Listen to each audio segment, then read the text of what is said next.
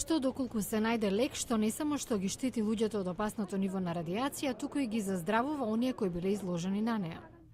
Рамеш Кумар е извршен директор на американската медицинска истражувачка компанија Онконова, која во моментов работи на такво нешто, под работен наслов Ексрат.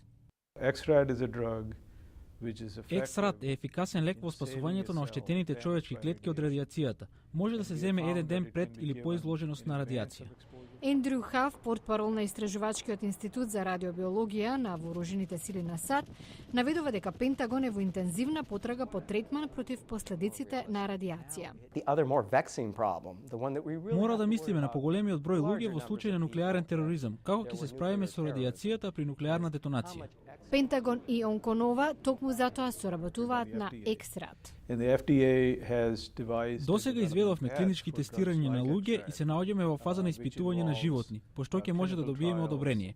Лекот би можел да се користи пред или потоа, да се внесува со инекција или орално. Кумар сепак наведува дека Ексрат нема да биде достапен уште најмалку 2 до 3 години. Во меѓувреме, владени официјални лица ја предупредуваат јавноста да внимава на растечкиот број на лекови против радиација на интернет, што тврдат дека се чудотворни.